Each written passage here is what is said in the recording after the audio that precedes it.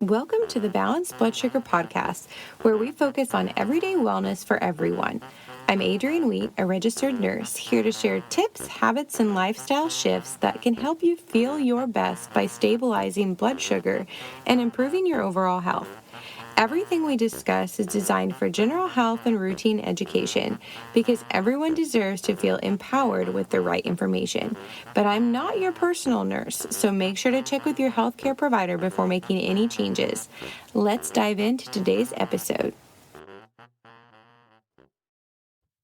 Hi there, and welcome back to the Balanced Blood Sugar Podcast. I'm Adrienne Wheat, your guide to feeling your best through small, sustainable changes. Because let's be real. Life's too short for diets that make you miserable. And if you've ever found yourself inhaling a meal and realizing halfway through that you didn't even taste it, then today's episode is for you. So we are talking about intuitive eating, what it is and why it matters, and how you can start practicing it today. And no, this isn't about chewing your food 50 times because let's be honest, ain't nobody got time for that. This is about making simple changes that help you feel more satisfied, improve digestion, and support steady energy throughout the day. So grab a cup of tea, get comfy, and let's dive in. All right, so what exactly is intuitive eating? It's a fancy way of saying paying attention to your body and food while you eat. But let's be real. Most of us kind of eat on autopilot.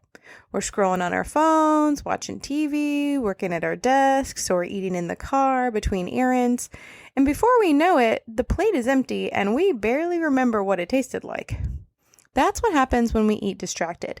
We miss the signals that tell us we're full, and we're more likely to overeat or snack later because our brain never fully processed the meal.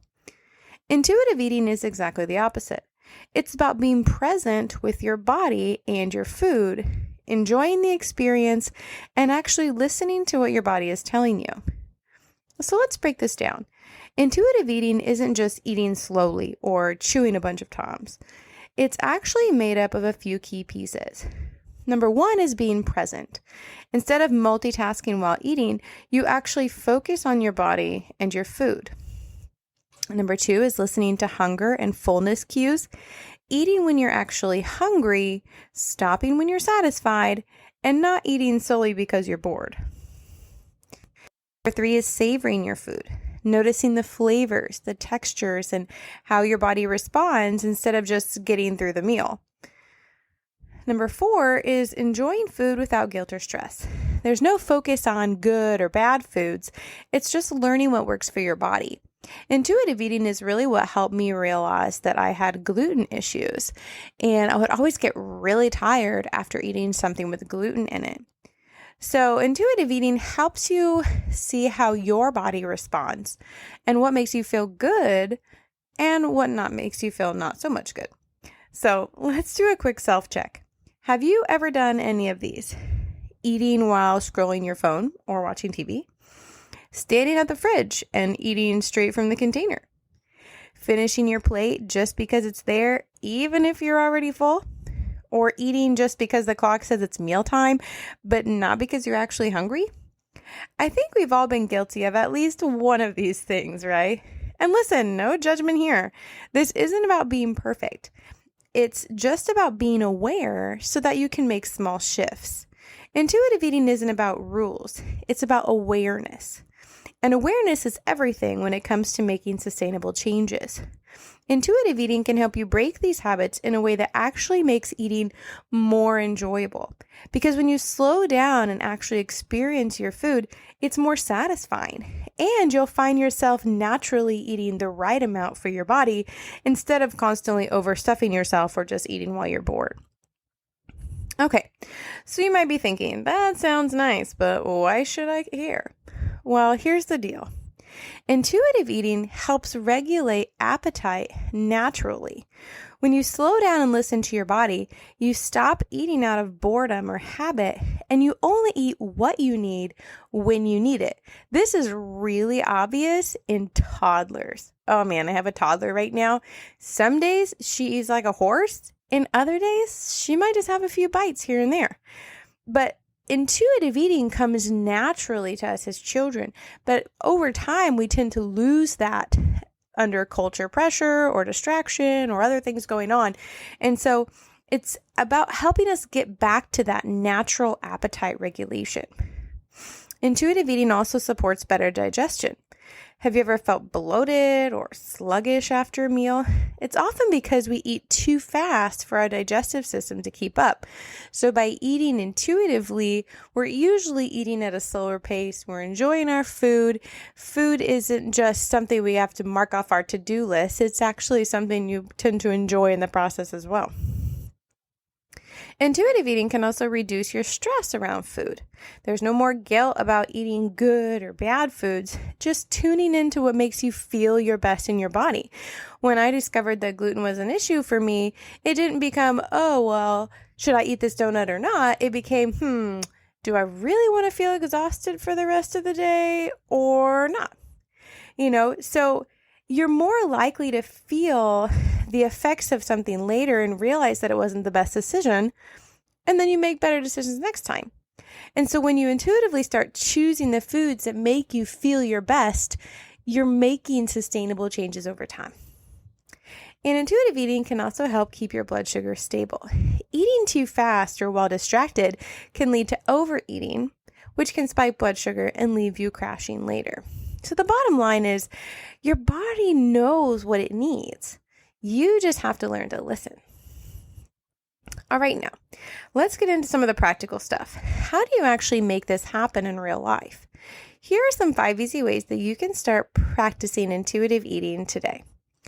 First, start with a pause before eating. Before you get the snack or the food out of the fridge or you take that first bite, take a deep breath and ask yourself, am I actually hungry? Or am I thirsty?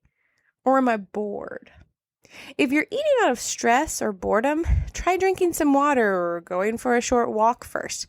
This can help prevent emotional and disordered eating and allow you to give your body what it really needs. Number 2, try and put distractions away. No eating in front of the TV, the phone, or the laptop. And I know it's totally hard, and I am guilty of it more often than not. But instead, try and eat at a table. Even if it's just for 5 minutes. It's very hard when you have young children or if you're at work or you have a really busy life. It's hard to find that non-distracted time. But the more that you can find that and start tuning into it, it actually does make it easier to tune into your body later when you are distracted. So the more you can practice without being distracted, the easier it is to more intuitively eat even when you do have to be distracted. Number 3, try to chew slower and actually taste your food. You do not have to count chews. Ain't nobody got time for that. But try setting your fork down between bites or sipping water between bites. Even hot water or warm water can help your digestive system keep up. Eating more slowly allows your brain and your digestive system to keep up what's going on in your mouth, so you don't accidentally overeat way too much. Number 4, you can use a smaller plate and portion intentionally. Sometimes we eat just because the food is there, or we give ourselves more than we need just to fill up the plate. So serving yourself a smaller portion first on a smaller plate makes it easier to eat just enough. Because when you have a smaller plate, you still get that full plate feeling. And number 5, check in with your body halfway through. Pause midway and ask, am I still hungry? You'd be surprised how often you don't need those last few bites. And as my great-grandmother used to say, better in the waste can than around the waist. Or back in the fridge for a snack later in the day. The goal isn't to be perfect. It's just to bring more awareness to your body and eating habits. Even if you practice just one of these tips, you'll start noticing a difference. And like I said, you'll notice a difference when you're distracted even versus when you're non-distracted. And when you practice more without being distracted, it can actually really help during the times that you are distracted as well. So now let's talk about the biggest mistakes that people make when trying to eat intuitively, because let's be real. We all mess this up sometimes. Mistake number 1 is thinking you have to eat in total silence. Intuitive eating is not about isolation. It's just about reducing major distractions. Having a conversation over dinner, totally fine. So don't feel like you have to isolate yourself. Mistake number 2 is feeling guilty when you get distracted. Give yourself some grace. Start small. Maybe just 1 intuitive meal a day or 3 to 4 per week. Small changes over time can equal big results. And remember what I always say, it's about progress, not perfection. And the final mistake is overanalyzing every bite. This isn't about making eating stressful and judging every bite whether or not you should eat it. It's about making it more enjoyable because you become more connected to your body. You're able to tell what it needs, how much, what foods make you feel better or worse. And like I said, that's how when we discovered in my own journey that gluten made me exhausted. And we ended up discovering that we have a family history of gluten sensitivity that can actually cause neurological issues. So who knows what you may learn about yourself? So for a final wrap up, let's talk about our top major points here. Intuitive eating is about paying attention to your food and your body. It helps with digestion, appetite control, and balanced blood sugar naturally. And simple changes like slowing down, minimizing distractions, and checking in with hunger cues can make a huge difference in not only making sure that you still feel full and satisfied, but in making sure that you're not overeating in the process. So here's my challenge for you. At your next meal, try just one of these tips. Maybe it's pausing before you eat or putting your phone away. See how it feels and let me know how it goes on Instagram or Facebook at Wellness Through Unity. If you find this episode helpful, make sure to subscribe, leave a review, and share it with a friend who needs this reminder today. Thanks for tuning in, and I'll see you next week.